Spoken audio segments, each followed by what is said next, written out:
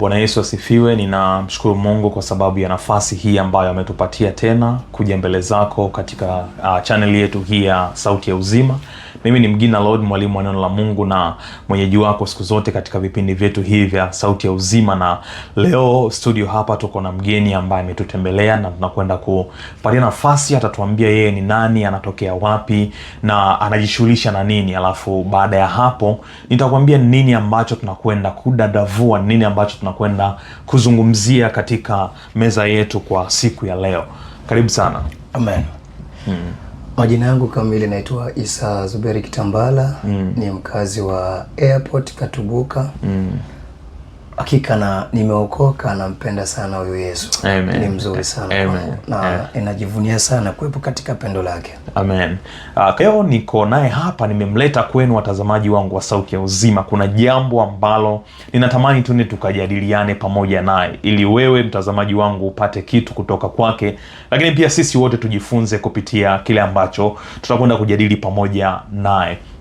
Na kitu ambacho nataka tujadili sisi pamoja na mgeni wetu hapa ni juu ya hili swala. Ninajua watu wengi sana ambao mnafuatilia somo hili kwa siku ya leo, wengi mpo kwenye mahusiano, na hata kama haupo kwenye mahusiano basi umewahi kuwa kwenye mahusiano, na kama haujawahi kuwa kwenye mahusiano basi unajipanga ama unajiandaa kuingia kwenye mahusiano. Na kwa kawaida tunajua hii ni hali ambayo kila mmoja amewahi kupitia, kwamba ukiingia kwenye mahusiano, zile siku za kwanza zile huaga kuna moto wa hatari. Ukiingia kwenye uchumba ama kwenye mahusiano na mtu yoyote, kuna namna fulani unakuwa na hali ambayo ni ya kipekee. Kuna namna fulani ambayo unajihisi ambayo haukuwahi kuhisi kabla. Umewahi kusikia watu wanalala saa 8 usiku wakiwasiliana na wapenzi wao? Umewahi sikia hiyo kitu Kisha kutokea pia. Hiyo ni hali ambayo huwa inatokea wakati ambako watu wapo kwenye hatua za mwanzo za mahusiano. Ukiangalia kuna mtu alikuwa anafunga safari umbali mrefu, anamfuata mwenzi wake umbali mwingine katika siku za kwanza. Lakini ukija kuangalia mbele baadaye, unapata kuna baadhi ya vitu vinapungua. Mimi nimewahi kusikia watu wengi ambao wapo kwenye ndoa anasema, mimi mume wangu bwana wakati ananichumbia alikuwa aniita majina mengi sana, lakini siku hizi hao majina hayapo tena. Siku hizi hata matusi tu ndio yanatumika kuniita. Kwa hiyo kuna kitu fulani ambacho tunakiangalia hapa. Mwanzoni mwa mahusiano yoyote kuna kuwaga na moto fulani ambao hauzimiki, yani kuna moto fulani ambao hauzuiliki, yani kuna kuwaga na mapenzi yale ya dhati sana. Sasa hii inanipeleka kwenye swali ambalo nataka tulijadiliane siku ya leo, ama tulizungumzie siku ya leo. Sisi kama Wakristo wote tunapoingia katika mahusiano na Mungu, tunapoingia katika mahusiano na Yesu Kristo, kuna hali na kuagaepo pale. Kuna kitu ambacho kuna lugha ambayo Wakristo tunaitumia, tunaita upendo wa kwanza. Sawa. Kuna kitu ambacho tunakiita upendo wa kwanza, ambacho binafsi nimekifananisha zaidi na aina ya huu upendo ambao nimekuwa nikiuzungumzia hapa mwanzo. Sijui mtumishi wa Mungu, unaweza ukazungumziaje kuhusiana na huu upendo wa kwanza, ukihusianisha katika maisha yetu ya kawaida, lakini pia katika maisha yetu ya kiroho kati ya sisi na Mungu wetu? Amen. Kwanza niseme nashukuru sana. Amen. Of course napenda upendo. Wanaposema napenda ni kitendo, upendo ni nomino. Ni kweli. Kwa hiyo napenda upendo. Kwa nini napenda upendo? Hakuna kitu bora katika maisha yetu kama upendo. Ndio. Mwanadamu anafanya chochote kile ambacho atakachokuwa anahitaji kukifanya, kama hakuna upendo, yani hicho kitu ni temporal, yani ni cha muda mfupi tu. Sawa. So ni lazima uwe na upendo. Kwa tunapozungumzia upendo, ni ile hali ya kitu fulani ambacho ni kizuri na kinafanana katika, naweza nikasema kinafanana katika muonekano ambao una uwezo kukusaidia kujenga kitu fulani, kufanya jambo fulani, na kwa nguvu kukuletea hamasa zaidi katika kutenda jambo fulani. Kwa hiyo tunaposema upendo ni kwamba, au tunapozungumzia ile neno upendo wa kwanza, ni ile hali ya mapokeo ya jambo kwa shauku kuu ndani yako. Sasa ulivyopata kupokea ile jambo, ukatamani likawe endelevu ndani yako. Then baada ya hapo sasa ukaamua kutekeleza, lakini mwisho wa siku ukaamua kufanyeje? Kuacha ule upendo wa kwanza. Tunapozungumzia upendo wa Mungu, ni ule upendo mwanadamu aliopata kujua na alipopata kujua kamini, hapa ni sehemu sahihi. Okay. Na hapa ni sehemu ambako mimi nina uwezo nikakaa na nikafiti na nikapata kile ambacho ni sahihi kama mwanadamu. Kwa sababu sisi asili yetu ni wapi? Ni uzima wa milele ambao unatoka kwa nani? Kwa Mungu. Na huo uzima wa milele tunaupata kwa upendo. Kwa huo upendo huo ndio ambao tunaotakiwa sisi wa Kristo kuweza kuwa nao. Ndio ule upendo wa Mungu ambao aliopata kumpenda Adam, lakini Adam akaamua kufanyeje? Kuacha ule upendo na kutekeleza yale ambayo naweza kusema tu ni ya mwili ya muda mfupi ambao alipata kuleta athari mbele yake. Kwa upendo wa kwanza na aina ya na maana ya upendo ni ile hali ya kusema kwamba upendo wa kwanza kwamba umepokea ule upendo lakini umeuacha. Na maana ya upendo nasema ni kile kitu sahihi ambacho mwanadamu ambacho anastahili kuweza kuishi nacho. Okay. Kwa maana nyingine ni kwamba tukishaita upendo wa kwanza, ina maana tumeshatambulisha upendo mwingine. Kwa hiyo tukishakuwa na neno kwamba kusema upendo wa kwanza, ina maana hadi tuwe na neno upendo wa kwanza, ina maana kuna upendo mwingine ambao umeingilia hapo katikati. Yaani kuna kitu fulani ambacho kimekuja kuathiri ule upendo kwa sababu ninachojaribu kufikiria hapa sasa ni nini? Kwa mfano wewe ndugu mtumishi wa Mungu Isa, ni kwamba ikitokea leo hii kwa mfano upo kwenye mahusiano na mtu sawa na yale mahusiano yenu yakafikia sehemu yale mahusiano yakaharibika, ina maana yalipoharibika kuna hali fulani ya upendo mwingine ambao umezaliwa kati ya wewe na huyo mwenzi wako, ambao ukiulinganisha haufanani na ule upendo wa kwanza. Ina maana hadi tuseme upendo wa kwanza, ina maana kuna aina fulani ya upendo mwingine umezaliwa. Ulikuwa uwezi kulala bila kumpigia simu, lakini sasa hivi unaweza ukamaliza hata siku 2 haujawasiliana naye. Ulikuwa na uwezo wa kuongea naye masaa 3, lakini sasa hivi ukiongea naye dakika 5 unasikia kama vinakukifu. Kwa hiyo ukija kuangalia kuna taswira fulani ya upendo inakuwa imezalishwa ambayo haifanani na mwanzo jinsi ilivyokuwa. Ndio maana tunapata ile neno upendo wa kwanza, kama jinsi ambavyo umetoa mfano wa Adam pamoja na Mungu, kwamba kulikuwa na upendo jinsi ambavyo walianza, lakini baadaye ni kama ule upendo ulikata. Sasa kuna kitu ambacho nataka tuangalie hapa. Tunaweza tukasimama vipi katika maandiko kuzungumzia upendo huu wa kwanza? Tunaweza tukapata wapi misingi ya kimaandiko pindi ambako tunatamani kuzungumzia upendo wa kwanza? Ndiyo, upendo wa kwanza tumeangalia maana yake, lakini tunawezaje kusimama katika misingi ya maandiko pindi ambako tunataka tufafanue zaidi kuhusiana na upendo wa kwanza? Tunaweza tukafafanua kimaandiko zaidi, hususan tutakapoangalia katika kile kitabu cha Ufunuo. Kitabu cha Ufunuo tunaangalia zaidi kwamba kanisa lile la Efeso. Ile kanisa la Efeso ni kanisa ambalo lilijengwa katika misingi ya kiroho na mtumishi wa Mungu Paulo. Paulo alilijenga vizuri lile kanisa na lilisimama imara katika mafundisho ya kimungu zaidi. Lakini tunaangalia kwamba walivyopata kupokea lile kanisa la Efeso, walivyopata kupokea ule upendo ambao ni upendo wa Mungu na wakaamini hapa tuliko sisi ndio tuko sehemu sahihi. Lakini tunaangalia katika matendo yao walifanyeje? Walipata kuacha upendo wa kwanza. Na tutaangalia kwa nini walipata kuacha upendo wa kwanza. Kuna vitu ambavyo vinavyosababisha kwamba mtu anaweza akaacha upendo wa kwanza. Kwa mfano katika katika kile kitabu cha Ufunuo sura ile ya 2 mstari ule wa kwanza, nataka twende moja kwa moja katika hichi kitabu ili mtazamaji wangu wa Sauti ya Uzima anaponifuatilia naye pia anaweza kafungua maandiko, na kipindi ambako unaendelea kufafanua tuwe tunaenda moja kwa moja kwenye kile ambacho unazungumzia. Mtazamaji wa Sauti ya Uzima, tunajaribu kufafanua zaidi kuhusiana na hili neno upendo wa kwanza. Linagusa vipi maisha ya kanisa pamoja na Mungu? Linagusa vipi mahusiano kati ya mimi na Kristo? tunataka tuangalie kwa undani zaidi nini ambacho tunaweza tukapata kujifunza kupitia hili neno upendo wa kwanza. Ufunuo sura ya 2 na mstari wa ngapi? Wa kwanza mpaka 7. Tunaenda taratibu, si ndivyo? Tuanzie mstari wa kwanza Mstari wa kwanza. Haya. Maandiko yanasema hivi kwenye mstari huu wa kwanza: kwa malaika wa kanisa lililoko Efeso andika, haya ndiyo anenayo yeye azishikaye hizo nyota 7 katika mkono wake wa kuume, yeye aendaye katikati ya vile vinara 7 vya dhahabu. Ndio. Hayo ni maandiko, ni maneno ambayo mtume ndani Yohana alikuwa katika kisiwa cha Patmos, na alipokuwa katika kile kisiwa cha Patmos ndipo alipopata kuyaona nini hayo maono.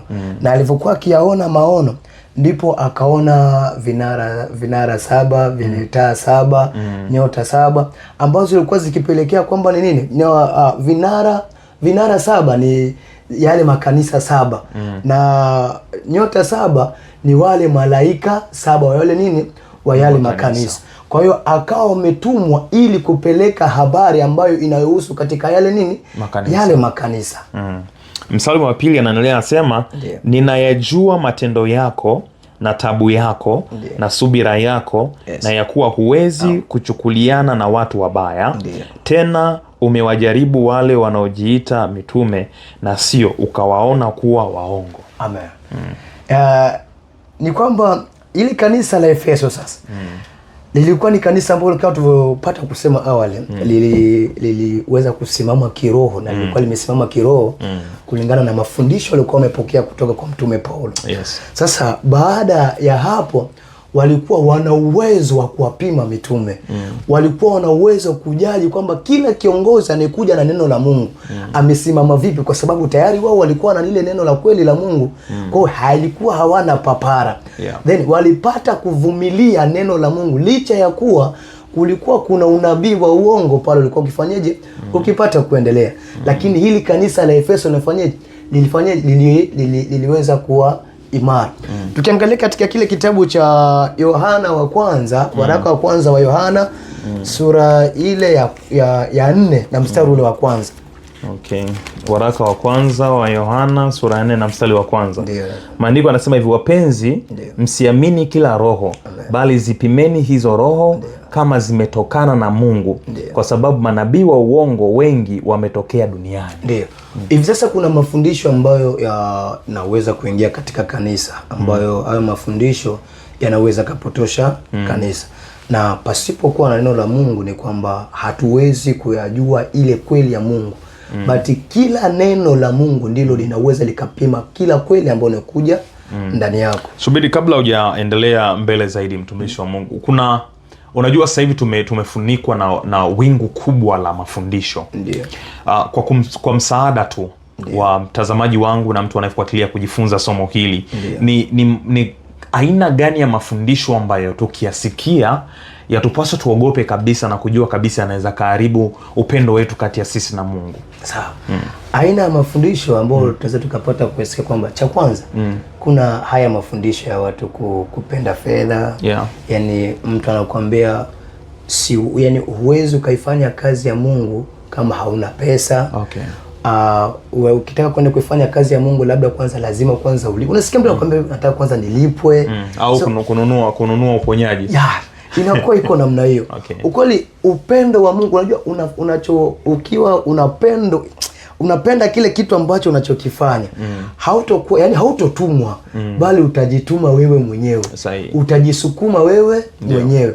Kwa unajikuta kwamba sasa kuna yale mafundisho kwambia siwezi kufanya hichi kitu, huwezi ukafanya hichi kitu kama hujaambiwa kufanya hichi kitu kwa sababu ya jambo fulani. Kwa kweli hilo ni swala mojawapo linaweza likakupotosha na kukuondoa katika upendo wa Kristo. Moja ya Kristo analotaka yeye ni kwamba kama unampenda basi hakikisha unajituma yani kwa kusudi lake yeye mwenyewe. Turudi kwenye kanisa la Efeso. Amen. Sasa hapa ili kanisa la Efeso ni kwamba lilisimama imara na baada ya kuwa sasa lina uwezo wa kuzipima kila roho. Lina uwezo wa kusimama na kujua mafundisho ya kweli na ya uongo. Na ndio likaamua kufanyeje? Kuwapima wale mitume na wakaona kuwa wao sio wa kweli. Sawa sawa. Mstari wa 3 anasema kwamba tena ulikuwa na subira na kuvumilia kwa ajili ya jina langu, wala hukuchoka. Ndio. Unaona sasa? Unaangalia kwamba sasa kanisa unaposikia neno kwamba tena ulikuwa, yani ni kwamba kile kitendo kifanyeje, kimeshapita. Kwa hiyo sasa wale kanisa la Efeso waliacha ule upendo wa kwanza, then tuseme waliamua kushikamana sasa na yale mafundisho ambayo yalikuwa yanafanyaje, yanapata kuwapotosha. Maana yake ni kama inazungumzia wakati fulani uliopita. Yaani kwamba ulikuwa mvumilivu, ulikuwa mzuri kwangu kwa wakati fulani uliopita. Sasa umefanyaje? Umeacha kwa kwamba yale mazuri yote ya Mungu ulikuwa unayajua, umeyaacha, umeamua kushikana na vitu vingine ambavyo visivyo stahiki.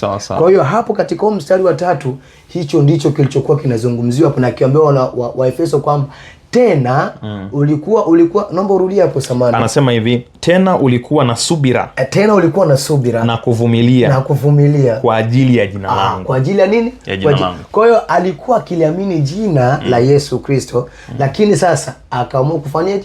Kuacha. Ile uvumilivu wake ukamshinda, subira ikamshinda, akaamua kuingia katika njia ambayo sio sahihi. Hilo ndilo lilikuwa kanisa la nini?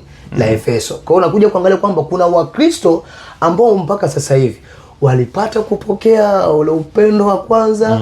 So walipopata kupokea, mwisho wa siku sasa wakaingia katika vishawishi ambavyo vilivyopata kuwapelekea kwamba wakaacha ule upendo. Inaweza kawa ni shida, magonjwa, changamoto ya kila aina, wakaamua kuacha ule upendo mpaka wakaamua kuingia katika njia ambazo sio sahihi. Swali la msingi sana hapa ni kwamba je, unaweza kuwa na subira na kuvumilia kwa ajili ya jina la Bwana?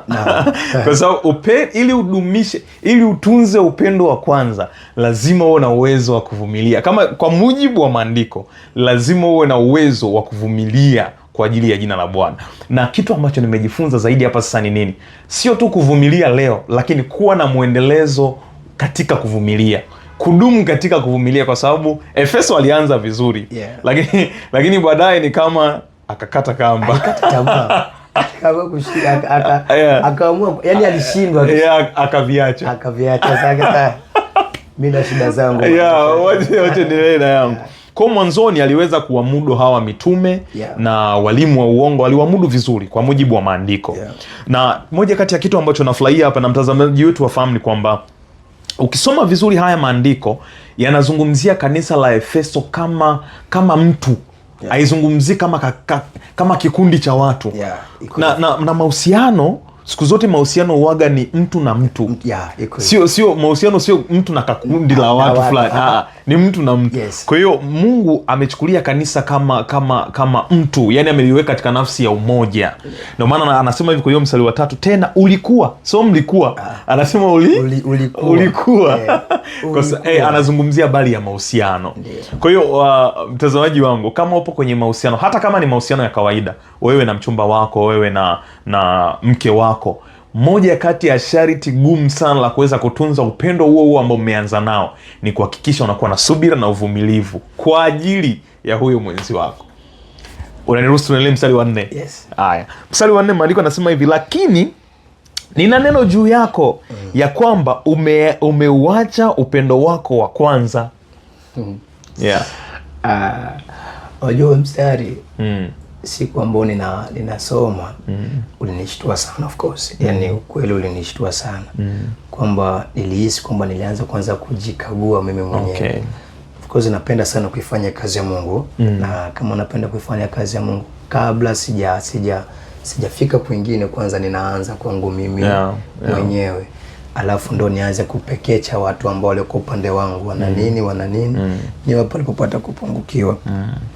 Tunapozungumzia upendo wa kwanza ni kwamba wamewacha ule upendo, ni kama tulivyopata kuzungumza pale awali. Tulizungumza kwamba ni hali ile jinsi alivyopata kupokea, akaamini, shauku yake ikamtuma, ikasema hapa ndipo sehemu sahihi, nami napata kung'ang'ania. Ushaona mtu akiwa ameshika mti ambao kwamba labda unaweza ukadondoka, alafu amepata sehemu akakuiko hivi akakashikilia. inakuwa sio rahisi yani. So anakuwa ameshikilia pale vile kwa sababu pale ndio kuna nini? Kuna uzima. Kiasi kwamba akiachia sasa afanyeje? Akadondoka. Ndio maana anazungumzia katika hapo hivyo anasema umewacha ule upendo wa nini? Wa kwanza, akiamini kwamba kile alichopata kukipokea, akaamini kwamba kuna uzima ndani yake. Sasa ameamua kuacha kwa sababu aliona changamoto. Akaamua kufanyeje? Kuacha. Kwa hiyo tunapozungumzia katika upendo wa Kristo ni kwamba ulifurahia ile nini? Ile amri ya Mungu. Bwana Yesu asifiwe. Kwa hiyo alivyopata kuifurahia ile amri, kwamba ile amri alipata kuipenda. Samahani, tumezungumzia hapa mwanzo tukasema kwamba katika moja mfano kwamba upendo ni ile hali ya kujitoa. Na kama ni ile hali ya kujitoa, unapokuwa unajitoa, huwezi ukasukuma, utafanya kila kitu kwa hiari. Sasa na amri, nisichelewe kusema hili kwamba sisi hapo hivi naweza nikasema tuko tunaiongoza ama tuko ndani ya sheria. Ninaamini kitu kama hicho, tuko ndani ya nini? Ya sheria. Na kama tuko ndani ya sheria, sheria haiko juu yetu. Ila kilicho juu yetu sisi ni upendo. Kwa kwamba tukiwa na upendo, ile sheria kwetu inakuwa haina nguvu. Na kwa maana kwamba tusipokuwa na upendo, hatutaweza kutekeleza yale ya Mungu. Tuangalie katika kile kitabu cha Yohana, kitabu cha Yohana sura ile ya 14, Yohana Injili sura ile ya 14 na mstari ule wa 15. Okay, Yohana 14 na mstari wa 15, na maandiko yanasema hivi, mkinipenda mtazishika amri zangu. Amen. Biblia inasema mkinipenda mtazishika amri zangu. Kwa hiyo kama utakuwa umeziacha zile amri za Mungu, utakuwa hujashika ile amri ya Mungu, utakuwa hauna upendo. Na amri ya Mungu, kwa hiyo nimesema tuna sheria iko ndani yetu. Kwa sababu gani? Hii sheria ndio ile sheria ya Agano la Kale ambayo inakwambia usiue, usizini, usifanyeje, umpende Bwana Mungu wako kuliko kitu chochote, usiabudu.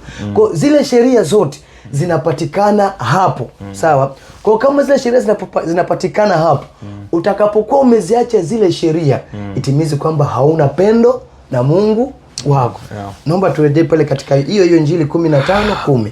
Injili 15:10. Ndio. Na maandiko yanasema hivi kwenye 15:10, Injili ya Yohana, mkizishika amri zangu mtakaa katika pendo langu. Kama vile mimi nilivyozishika amri za Baba yangu na kukaa katika pendo lake. Amen. Samahani, naomba tuangalie pia katika kile kitabu cha Mathayo, Mathayo 22 pale. Mathayo 22 37 hadi 39. Okay, tunasoma kitabu cha Injili kama ilivyoandikwa na Mathayo 22 30 ngapi? 32? No, 22 37 hadi 39. Okay. Ndio. Maandiko yanasema hivi 37 hadi 39. Maandiko yanasema, akamwambia, mpende Bwana Mungu wako kwa moyo wako wote na kwa roho yako yote na kwa akili zako zote. Hii ndiyo amri iliyokuu, tena ni ya kwanza. Na ya pili yanafanana nayo. Nayo ni hii, mpende jirani yako kama nafsi yako. Okay, ya hiyo 39 ambayo inasema na ya pili inafanana nayo na amri hii, mpende jirani yako kama nafsi yako. Lakini 37 alianza akasema, akamwambia mpende Bwana Mungu wako kwa moyo wako wote na kwa roho yako yote na kwa akili zako zote. Amen.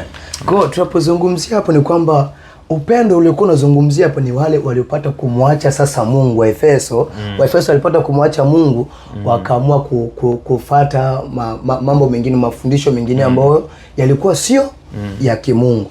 Kwa hiyo huu upendo unazungumzia hapo ni kushika amri za Mungu. Amri ya Mungu ni kuhakikisha kwamba unatii maagizo yale ambayo aliyofanyaje Mungu aliyopata kukupatia. Na moja ya agizo ndilo agizo la kila Mkristo, kila kanisa lihakikisha kwamba linatangaza habari njema katika ulimwengu mzima, wamjue nani? Wamjue Kristo. Hilo ndilo agizo kuu kwa kila aaminie. Tuko pamoja. Kuna kitu ambacho nataka tuweke sawa hapa. Tumeangalia kwamba nini maana ya kumpenda Mungu. Nini maana ya kumpenda Mungu? Maandiko yametuambia, tumeangalia vitabu kadhaa vinasema kwamba kumpenda Mungu ni kuzishika amri zake. Tumeangalia sehemu nyingi ambako Kristo naye anajitolea mfano kwamba mimi nilikaa katika pendo la Baba kwa sababu nilitii maagizo yake. Tuna watu wengi sana, makanisa siku hizi yanajaa sana. Makanisa mengi siku hizi yanapata watu wengi sana. Unapata kanisa lina watu 500, 300, na hiyo ni furaha ya watumishi wengi, na of course tunatamani watu wajae makanisani, lakini unadhani tunazingatia hili ambalo linazungumzwa hapa kwamba je, watu ambao tunawajaza makanisani ni watu ambao bado wameushika upendo wa kwanza? Kwa haraka haraka na kwa mazingira haya mimi naweza nikasema hapana, sio kweli. Kiukweli inaweza ikawa hivyo kwa sababu wengi unajikuta, tutakuja kusogea huko mbele tutapata kuona kwamba wengi wanakuwa wanapeleka mafundisho kwa lengo ya wao kujipatia sifa, kwa lengo la wao kuhakikisha kwamba waonekane kuwa ni bora machoni pa watu, lakini kwa Mungu wanakuwa hawako sahihi. Wanakuwa pale panako stahili kutoa adhabu hawawezi kutoa adhabu, panako stahili kwamba kukemea kosa hawawezi kukemea kosa. Lengo kwamba anaamini atampoteza nani? Mshirika. Unaweza ukaenda ukamhubiria mtu ni haki aokoke katika dhambi apate ule uzima wa milele, sawa, lakini sasa ndani ya kumtoa kule, lakini unaendelea kuvumilia katika zile dhambi zake, na hatimaye unamwachilia usema huyu mtu yuko hivyo hivyo, kisa tu kwamba kanisa lionekane kuwa lina watu. Hakika hapo unakuwa unafanyaje? Unafanya makosa. Yeah, ninakupata na nadhani mtazamaji wetu wa Sauti ya Uzima anaelewa sasa nini maana ya kuzungumzia upendo wa kwanza. Ina maana kudumu katika upendo wa kwanza ni kushika amri zote ambazo Mungu ametupatia, ni kushika maagizo yale Mungu ambayo ametupatia. Unaweza kuwa unaenda kanisani, unaweza kuwa ni mtu mzuri sana ambao unatoa sadaka, uko vizuri katika muonekano wa nje, lakini kumbe ndani umekwisha uacha upendo wa kwanza, kama jinsi ambavyo kanisa la Efeso lilivyokuwa. Kwa nje walionekana kabisa kwamba bado ni watu ambao wamemshika Mungu, lakini kumbe wamekwisha toka kwenye ule upendo wa kwanza. Tunaendelea na mstari wa 5. Ndio. Basi kumbuka ni wapi ulikoanguka, ukatubu, ukayafanye matendo ya kwanza, lakini usipofanya hivyo naja kwako, nami nitakiondoa kinara chako katika mahali pake usipotubu. Hapo kuna vitu vitatu. Akumbuke, sawa, alafu akishakumbuka atubu, lakini asipotubu ataondoa nini? Kinara. Kwa hiyo kukumbuka ni kwamba akumbuke wapi alipopata kukosea, ni wapi ambapo alipopata kuchelea, kwamba akauacha ule upendo wa kwanza wa Mungu mpaka akayafuata mengineyo. Kwa hiyo ni lazima akumbuke. Akishakumbuka then afanyeje? Ageuke. Tunapozungumzia neno kutubu ni kwamba kugeuka kutoka katika ile njia ambayo sio sahihi kuingia katika ile njia ambayo ni sahihi. Kwa hiyo ili kanisa au mtu aliambiwa afanyaje? Ageuke, ni kwa sababu ya kwamba yale ambayo anayofanya kwa sasa hayampendezi Mungu wake. Inatakiwa arudi sasa aendelee kumpendeza nani? Mungu wake. Ndio maana anaambiwa nini? Atubu. Lakini kama akaufanya moyo wake kuwa mgumu, basi moja kwa moja ni kwamba kile kinara atapata kukiondoa. Kinara ni tunazungumzia kinara hapa ni kwamba tuseme ni ile nyota, na tunapozungumzia ile nyota ni kwamba ni ule mwangaza wa uzima ulioko ndani yako. Yaani ni kile kitu ambacho sahihi ya Mungu alichopata kukiweka kwako, kinachopata kukutambulisha kibali. Yaani kibali katika uwepo wake. Sawa.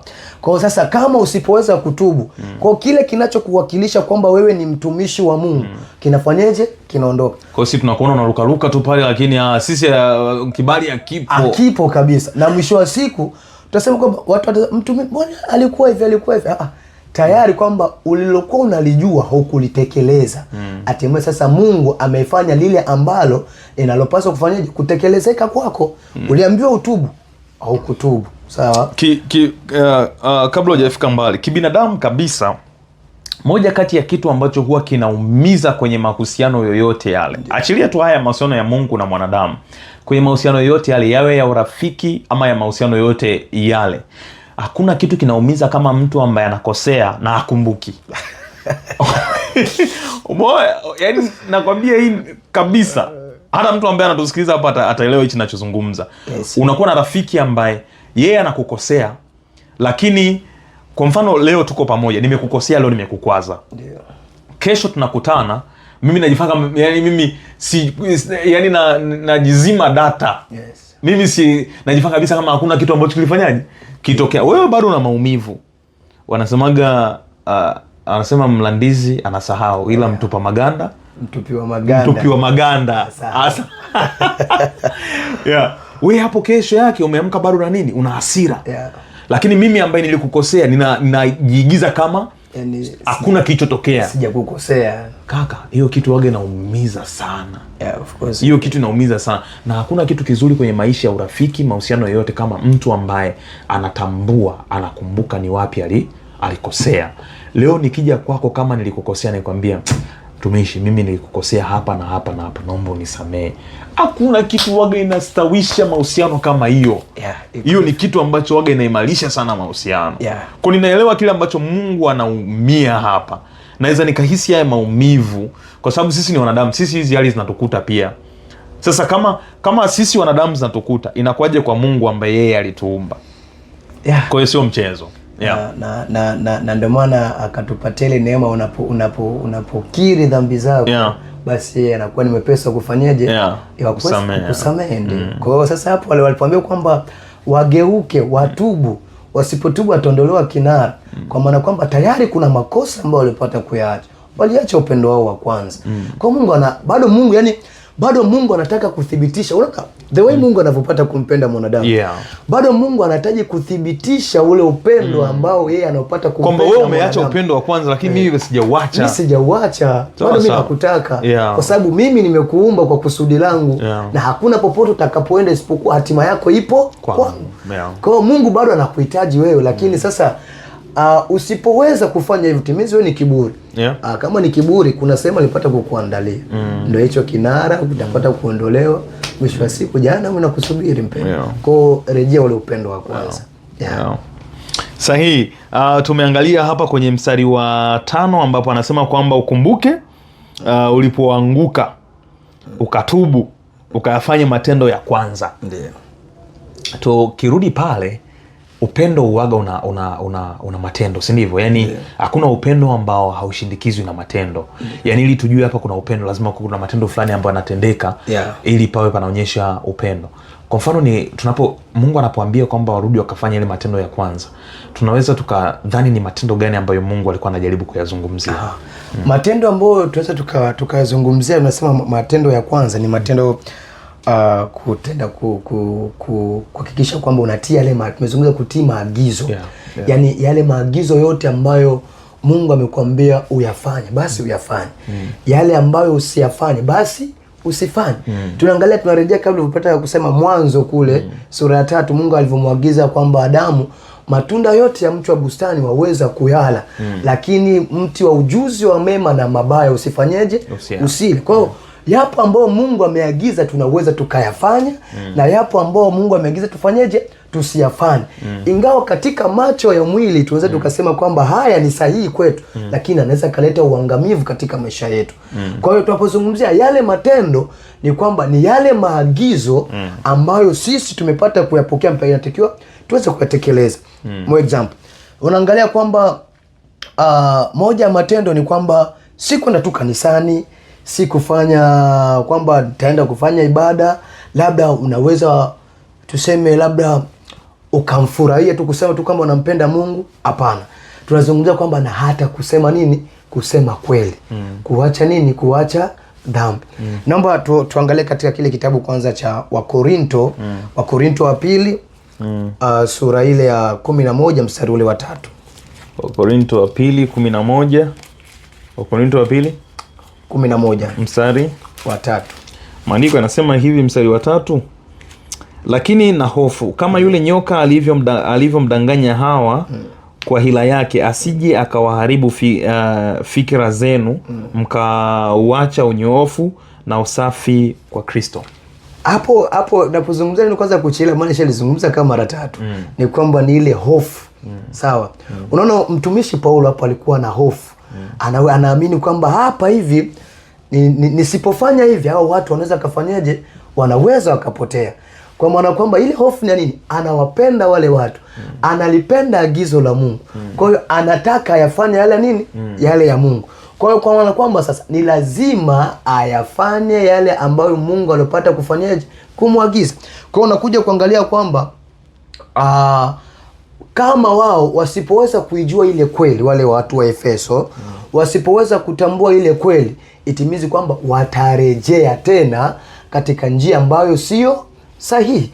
Kwa hiyo sasa ndio maana Yohana alipopata kupatiwa ile barua kupeleka katika kanisa la Efeso, ni kwamba ni wahakikishe wale watu wa Efeso wanafanyeje, wanarejelea upendo wa kwanza. Sawa. Mtazamaji, nataka nikwambie kitu kimoja ambacho kama hujakipata nataka ukipate sasa. Wewe usihangaike kujua kama umeacha upendo wa kwanza kwa Mungu au vipi. Wewe chunguza tu ni mambo gani ambayo ulikuwa unayafanya kipindi kile ambako ndo umeupokea wokovu. Hebu angalia yale matendo ya kwanza ulikuwa unafanya ndo bado unayafanya, achilia sasa huko. Turudi kwenye habari ya mahusiano yako ya kawaida. Angalia kuna vitu fulani ambavyo ulikuwa unafanyiwa kule mwanzoni. Je, bado unafanyiwa? Na kama ufanyiwi ujue tayari mambo yameshaharibika. Mambo yameshaharibika. Efeso waliambiwa kwamba fanyeni yale matendo ya nini? Ya kwanza. Yes. Kuna matendo ya mwanzo ulikuwa unayafanya, yale matendo umeacha. Kwa kama kuna matendo ulikuwa unayafanyaga kule mwanzoni, sasa huu ni wakati wa kuhuisha yale matendo ambayo ulikuwa unayafanya mwanzoni. Unajua mwanzoni ulikuwa unamkaga saa 1, unajiandaa mapema saa 2 tupo kanisani. Yes. Lakini sasa hivi nje mhubiri anasimama na wewe ndo unaingia kanisani. Kwa hiyo ukianza kuchunguza tu matendo tu vitu kama utu, unagundua kabisa hapa ni kama nishauacha upendo wa kwanza. Mstari wa 6. Lakini una jambo hili kwamba wayachukia matendo ya Wanikolai ambayo mimi pia nayachukia. Napozungumzia matendo ya Wanikolai ni watu ambao waliamini kwamba mtu yoyote anayekuwa labda amezini alafu ikapita miaka kadhaa, zikapita siku kadhaa, kwa mfano siku 10, 9, labda hakuna athari yote ya Mungu iliyopata kuonekana kwao, basi inaonekana kwamba uko wanaalisha, yani iko sahihi, yani uko sahihi. Okay. Kwa hiyo sasa hawa watu ni watu ambao ndio walikuja kuleta hayo mafundisho, lakini hili kanisa la Efeso Mungu anapata kulipongeza kwa sababu wanajua kwamba walikataa, waliyachukia yale mafundisho, wakiamini yale mafundisho sio kweli. Ukiingia hapo katika huo Ufunuo wa pili pale sura ya pili mstari wa 14 mpaka 16 inazungumzia kwamba mafundisho ya Balaamu, kwamba huyu Balaamu alikuwa ni mtumishi wa Mungu, ndio alivyokuwa ni mtumishi wa Mungu, lakini aligeuka maagizo ya Mungu. Aliambia kwamba asimfuate Balaki, lakini yeye alitaka kwa sababu ya kutaka thawabu zake kutoka kwa nani? Kwa Balaki. Lakini mwisho wa siku sasa akaamua kufuata nini? Lakini Mungu aliamua kuonyesha mkono wake na aliamua kutii maagizo ya Mungu. Lakini mwisho wa siku aliamua kufanyaje? Kugeuka. Akatafuta watu wa kigeni, ambao watu hao wa kigeni walipelekea kufanyaje? Kuzini na wana wa Israeli, ambapo Balaamu yeye akapata kufurahia. Sasa mwisho wa siku sasa akatokea mtumishi Finehasi, ambapo ndio alipokuja kufanyaje? Kuvunja. Sasa unakuja kuangalia kwamba hao Wanikolai walikataa hayo mafundisho wa Efeso walikataa mafundisho ya Wanikolai kwa sababu yalikuwa ni mafundisho sio sahihi. Mafundisho sahihi katika jamii ni kwamba mtu anaweza akakupotosha, akakutoa katika ule mstari ambao ni sahihi kwa lengo tu ya kujipatia faida yake yeye mwenyewe. Kwa hiyo sasa Mungu anafurahishwa na wewe mtumishi wa Mungu, wewe mtu ambaye unaipata kumwamini Mungu, umesimama katika lile pendo la kujua kweli yake Mungu, sawa? Kwa hiyo sasa tunajikuta kwamba unatakiwa kwa wakati wowote na kwa muda wowote kwamba kusimama na kulilinda pendo la Mungu kwa ajili ya kuisema ile kweli ya Mungu. Yeah. Amen. Okay, Wanikolai kama jinsi ambavyo ameelezea ni watu walikuwa na imani zipi? Ni watu ambao walikuwa naamini katika nini? Na nadhani tuna watu wa namna hiyo mpaka sasa ambao wanajihalalishia baadhi ya vitu. Yes. Kuna jamaa yangu mmoja ambaye of course alikuwa ni mtu ambaye niliongea naye mara nyingi sana kuhusiana na habari za wokovu. Yeye alikuwa anakuambia chai na sigara ni sawa.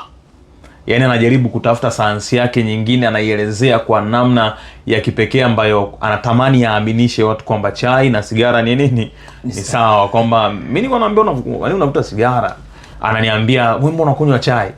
Sasa nikijaribu kuna nini, anajaribu kuleta sayansi, anakwambia kwenye chai kuna hiki na kwenye sigara pia, mle ndani ya sigara kuna hiki na hiko. Hiyo yote ilikuwa ni mbinu ama ni njia ya kutafuta kuhalalisha nini, kuhalalisha kila ambacho kwa nafanya. Ni kama jinsi hao kwa nafanya. Tuone kwenye mstari wa mwisho ambao ni mstari wa 7. Anasema hivi: yeye aliye na sikio na asikie neno hili ambalo Roho anayaambia makanisa. Yeye ashindaye nitampa kula matunda ya mti wa uzima ulio katika bustani ya Mungu. Amen. Ukiangalia katika kitabu cha Ufunuo, yani lengo kubwa la hichi kitabu ni mapambano na ushindi. Ndio lengo kubwa hichi kitabu, kwa maana kwamba katika kushinda ni lazima kuwe kuna ukinzani hadi paka kufikia ushindi. Ni lazima kuwe kuna ukinzani, kuna ushindani wa kila aina. Sawa. Kwa hapa bila tuambia kwamba atakayeshinda atapata kula matunda ya uzima ambayo yako katika bustani ya nini? Bustani ya Mungu. Sasa unakuja kuangalia kwa haraka hapa, kwa mtu yote muamini au mtu yote mwenye upendo hawezi kukosa ukinzani. Na huo ukinzani unaweza ukasababisha kufanyaje? Kumfilisha kusimama katika ule mstari sahihi ambao unatakiwa asimame.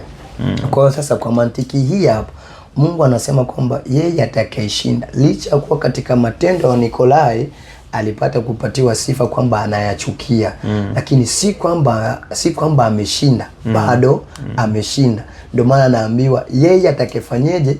Atakayeshinda. Kwa maana kwamba siku yote mshindi lazima apate faida, apate furaha. Na tunda la uzima pia ni furaha katika maisha ya mwanadamu. Katika mwanzo kule, baada ya Adamu kuweza kukosea, ndipo Mungu alipoamua kufunga, kuweka ulinzi, ukuta, kwamba Adamu asiweze kuingia, akaja akalila lile tunda la nini? La uzima.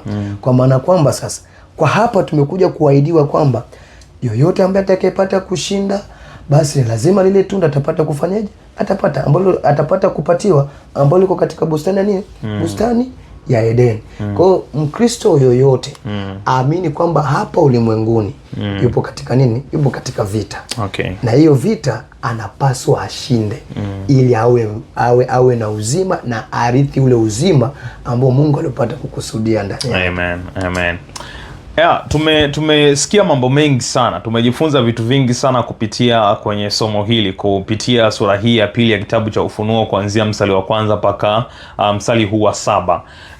Na mambo mengi sana ambayo nimejifunza hapa, lakini kubwa zaidi ambayo nimejifunza hapa ni kwamba kwanza inatuonyesha jinsi gani ambavyo Mungu analichukulia kanisa kama mtu mmoja, analichukulia kanisa kama mwenzi, kama mpenzi wake. Na lakini zaidi tunakuja kuangalia ni kwamba kanisa linapitia vita kubwa ambayo kama litateleza kidogo kwenye hiyo vita, matokeo yake ni kupoteza upendo wa kwanza. Yes. Na madhara ya kupoteza upendo wa kwanza, maandiko yametuambia madhara yake ni nini, lakini faida ya kutunza upendo wa kwanza pia imetuambia ni nini, kwamba tutapata uzima wa milele. Hii ndio kila kitu ambacho tunatamani kwenye maisha yetu. Kila mtu anatamani kupata uzima wa milele, lakini hatutaupata uzima wa milele kama tutakuwa tayari kupoteza upendo wa kwanza. Tunafanyaje kutunza upendo wa kwanza? Mwalimu ametufundisha, ametuambia kwamba lazima tushike maagizo. Na ndivyo jinsi ambavyo hata Kristo alifanya kwa baba yake, alishika maagizo. Ninatumaini kabisa mtazamaji wa Sauti ya Uzima una mengi sana ambayo umejifunza kutokea kwa mgeni wetu, mtumishi wa Mungu Isa. Ametufundisha mambo mengi sana kuhusiana na upendo wa kwanza. Pengine ulikuwa unasikia tu upendo wa kwanza, lakini leo kwa kina zaidi umepata kujifunza juu ya upendo wa kwanza. Pengine unaweza kuwa na maswali, unaweza kuwa na maoni, unaweza kuwa na kitu chochote ambacho ungetamani kumuuliza mwalimu wa somo ambalo ametufundisha siku ya leo. Nataka nimpatie nafasi atupatie mawasiliano yake, kwamba hata nje ya kipindi hiki unaweza ukamtafuta na ukauliza maswali na ukataka kujua mengi zaidi kuhusiana na kile ambacho amefundisha. Mawasiliano nina laini moja tu. Okay. Na laini ya Voda ni 07 44 12 75 77. Okay. Muda wote yuko online. Okay. Anasema muda wote yuko online na kama jinsi ambavyo amesema anatumia line moja, na unaweza kumtafuta kwa namba hiyo ukamuuliza chochote kile ambacho ungetamani kumuuliza. Lakini kama swali lako unatamani ulilete moja kwa moja kwa sisi Sauti ya Uzima, basi unaweza ukacomment pale chini ama ukatuandikia kwenye email yetu ambayo ni sautiyauzima2023@gmail.com. Usiache kusubscribe, usiache kulike, usiache kuweka maoni kama una jambo lolote, ama kama una swali lolote unaweza ukatuandikia kwenye comment hapo chini. Hii ni Sauti ya Uzima na tulikuwa na mgeni leo hapa studio. Tumezungumzia bali ya upendo wa kwanza, tumejifunza mambo mengi. Binafsi nimejifunza mambo mengi sana. Jambo ambalo nitaondoka nalo leo hii ni kwamba kuna baadhi ya matendo ya kwanza ukiona yamepungua, ujue tayari mambo yamekwisha haribika. Kwa hiyo ni kutakie utazamaji mwingine mwema wa vipindi vyetu vya Sauti ya Uzima. Uendelee kufuatilia masomo yetu ya Sauti ya Uzima na Mungu akubariki sana. Amen. Amen.